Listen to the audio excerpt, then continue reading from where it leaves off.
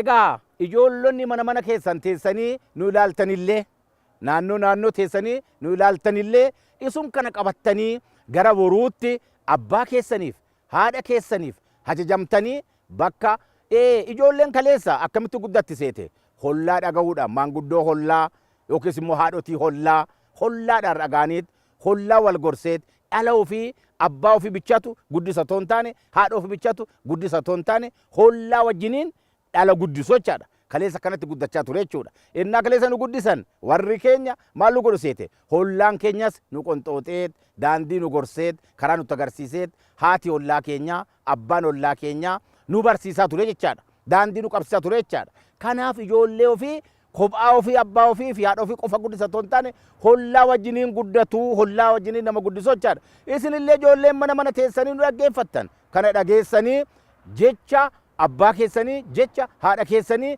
gorsa abbootii hollaa keessanii gorsa haadhotii hollaa keessanii dhageessanii warra abbaa keessaniif ajajamanii haadhaaf ajajamanii gara fuulduraatti daandii guddinaa qabachuu ta'u akka taatan dhaamsa koon isiniif dabarsa.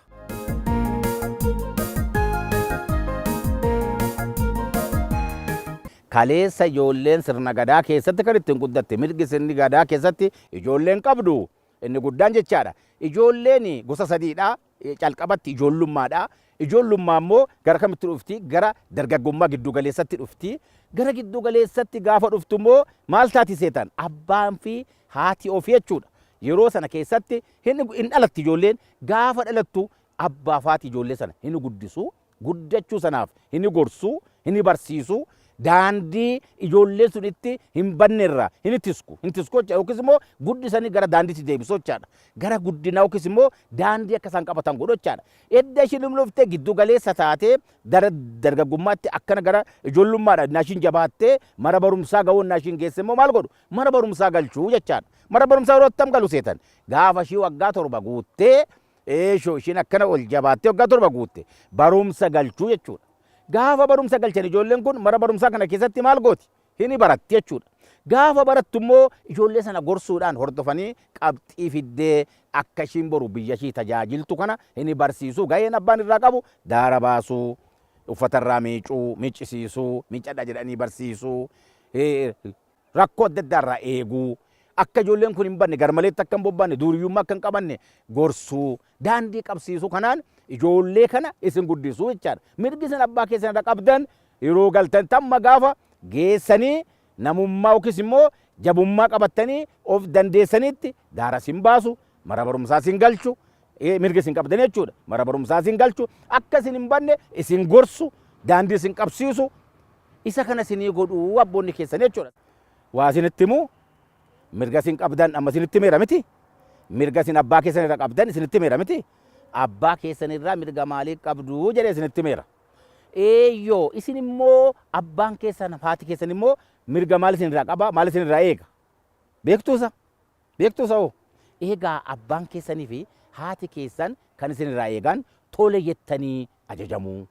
Innaa abbaan keessan si waame oo jettanii owaachuu. Iddoo owwaattanii immoo maal gootu? Bakka abbaa keessan isin ergee fi isin ajaje ooluu. Akkaataa abbaan keessan isinin jedhee fi haati keessan isinin jette sanaan tajaajila abbaa keessan yookiis immoo gorsa abbaa keessan fudhattanii adeemuu. Kanatu isinirraa eegamaa jechuudha. Mirgi isinirraa eegamu abbaa ofiitii tole jechuu, tole jedhanii immoo ajajamuu, ajajamanii immoo waan maatiin ofii namaan jedhe sana gochuutu isinirraa eegama. Isinin dura akkama isinin jedhe isin dursitanii abbaa keessanirraa kan isinirraa eegamu daara isin baasanii hamma isin geessanii of dandeessanitti uffata keessan akka miiccattan godhanii bara barumsaa isin galchanii isiniif tajaajila isinii kennu yookiis immoo isin guddisuun jedhe miti? Akkana jedhe miti? Isin immoo abbaa keessaniif maal gootu? Tole jettanii ajajamuu. Iddoo abbaan keessan isin erge ooluu. Iddoo haati keessan isin ergite ooluu. Deebitanii tajaajila isinirraa eegamu sana abbaa keessaniif waan abbaan keessan isin gorsa sana fudhattanii ittiin jiraachuu. Ijoolleen qeeqee teessanii nu dhaggeeffattanillee maatiin ijoolleellee kana beektanii mirga ijoollee yookiis immoo dirqama isinirraa jiruu fi gahee bahuudhaa qabdan ijoollee keessanii bahuun dirqama keessanidha.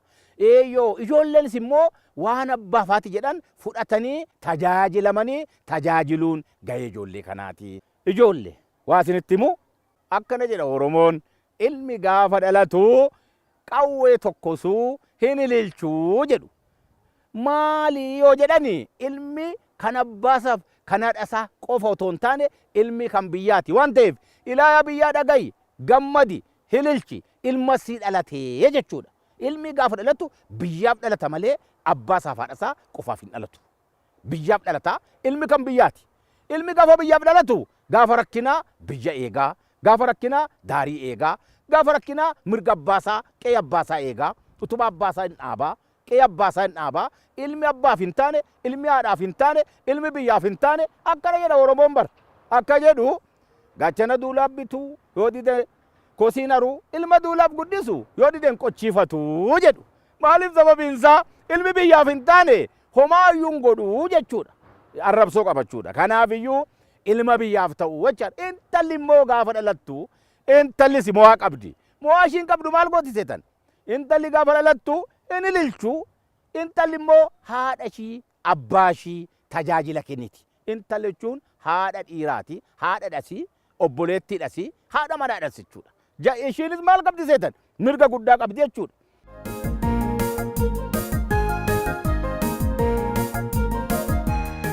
Dhageessanii waa isinittan hima. Ilmi biyyaaf ta'u, intalli biyyaaf taatu warra akkamiiti isin jenna gaamma. Ilmi biyyaaf ta'u ilma wambadummaa deemee gara qumaaraatti bobba'ee barumsa dhiisee olii gadee jooru otoo hin taane ilma abbaasaa dhaga'u, ilma haadhasaa dhaga'u, ilma gorsa biyyaa dhaga'u, ilma noorii beeku, ilma maallaan jedhuu beeku, ilma safuu beekutu biyyaaf ta'a jechuudha. Ilmi safuu beeku immoo maal beeka seetan? Barachuus ni beekaa jechaadha. Hin barata gaafa barate maal taaseete? Ilmi gaafa baratu hin qaroomaa, hin barata, hin gaa, hin guddata, hin ga'oomaa nama biyyaaf ta'u ta'a jechuudha.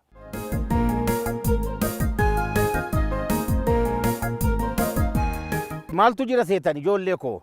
Egaa durii maal jedhu seete? Ijoollee abbaa isaaniitiif hin ajajamne, ijoollee haadha isaaniitiif hin ajajamne, ijoollee waan biyyi jedhu hin dhageenye, ijoollee mana barumsaa dhaqxee barsiisaa ishii rakkiftu maal jedhuun seetan? Eeyyoo akkana jedhu seete. Egaa maal jedhu? Hin geerara, geeraraan innaa geeraru akkana jedhee geerara. Duulaaf bitu gaachana duulaaf bitu yoo dide kosiin haruu ilma duulaaf guddisu yoo dideen qochiifatu jedha. Qottuu bichaa ta'a malee biyyaaf ta'uu hin danda'u jechaadha. Qonnaadhumatti galee qonnaa bichaatti tafachaadha. Qonni yaraadha chuukoo miti. Qotan malee naman ta'ani, qotan malee hin guddatani, qotan malee hin jiraatani, qotan malee immoo biyyaaf hin ta'ani. Dursa maaltu dursaa? Utubaan namaa jireenyi namaa qonnaadha. Qonnaan hin jiru taanaan maaltu hin jiru? Jireenyi hin jiru, guddinni hin jiru. Qonnaa jechuun nama waan qote, waan hojjete hojiitti hin kanne jechuudha. Qotee galchatee hojiitti kan hin hiikne, ofiif kan hin taane, biyyaaf kan hin taane, lafa haadha malee hin qoffora hin qota malee galcheetoo bu'aasaa biyyaaf kan hin agarsiifne nama akkanaati jechuudha malee qonni tokkoffaadha. Qonna wanti caalu hin jiru. Jireenyi namaa, bahuu galuun namaa, oolmaan namaa, bultiin namaa qonnadha. Qonni hin jiru taanaan anis hin jiru, isinis hin jirtanii jechuudha. Bu'aa qusannoon qabu beektu? Namni qusate makiinaa bitataa, namni qusate fooqii ijaarrataa, namni qusate mana gaarii ijaarrataa, iddoo gaarii argataa, namni qusate keewwattee hin qusatta yoo ta'e qusannoon wanti isin taniif hin jiru. Qusattu malee homaa gochuu hin dandeessu. Kanaafiyyuu qusachuun kanaaf isin fayyada. Dhageessanii ijoolle? Dhageessanii? Kanaaf qusachuun ni barbaachisa. Waan argattan, waan qabattan, waan fudhattan gara baankitti qusachuun isin barbaachisa jechaadha. Isin ta'e ijoolle? Nu ta'e? Haa xumurruure? Waliigallee haa xumurru? Maaliin haa xumurru? Eebbaan haa xumurru? Eeyyoo hin eebbifna gaa. Nan eebbisa. Na dhaggeeffattu? Eebban dabalaa yaa Waaq tolaa nuu dabale. Yaa Waaq tolaa nuu dabale. Biyya keenya biyya nagaa nuu godhi. Mee yaa Waaq biyya keenya biyya nagaa nuu godhi. Dubbii hamaa jalaa nu baasi, dhibee hamaa jalaa nu baasi, waraana hamaa jalaa nu baasi, waraansa hamaa jalaa nu baasi. Mee walii galtee nuu kenni, walii galiitii nuu toli. Walii galuu waan hundumaa caalaa yaa Waaq, walii galuu wanti caalu hin jiru. Ani yeroo hundumaa walii galteedhan jedha. Yaa Waaq biyyi keenya walii nu haa galu, biyyi keenya walii haa galu, naannoon keenya walii haa galu, Itoophiyaan haa tokkoomu, tokko taanee haa jiraannu, walii galtee haa qabaannu. biyya keenya nagaa haa ta'u, xinnaan keenya haa guddatu, guddaan keenya haa beeku. Ijoolleen kunillee yaa Waaqayyo warra ishiitii walii galee, abbaa ishiitii walii galee, biyya ishiitii walii galee, barsiisaa ishiitii walii galee guddatume yaa Waaqni nuu taasisi. Warra guddatanii nama boruuf ta'an, nama biyyaaf ta'an, nama biyya ijaaran, nama biyya tokkoomsan akka ta'an yaa Waaqni nu gargaari. Mana isaa ta'anii warra nu dhaggeeffatan ijoollee keenya hundumayyuu biyya keenya boru isaantu nurraa sarakkaba yaa Waaq. Warra biyya nurraa sarakkabuudhaaf qophaa'e kana mana ta'anii nu dhaggeeffatan hundi isaanii dhaga'anii warra biyyaaf ta'an akka ta'an yaa Waaq nu gargaari. Yaa Waaq nu gargaari. Biyyi keenya siinaa dhaabatu, utubaan biyya keenya siinaa dhaabatu, sii walii galtee haa qabannu. Yoo walii galle biyyatu guddata. Walii galan malee misoomni hin jiru. Walii galan malee nageenyi hin jiru. Walii galan malee hojjetatanii galfatanii hojjetachuun hin jiru. Inni qotatu qotachuu hin danda'u. Inni nagaduu hin danda'u. Inni yaa Waaqayyo gooftaa koo bahee inni fayyaa dhabe fayyaa argachuu hin danda'u. Yoo nageenyi jiraate mee yaa Waaqni nagaa nuu kenni. Yaa Waaqni nagaa nuu kenni. Biyya keenyaaf nagaa kenni. Hunda keenyaaf nagaa kenni. Guutuudha.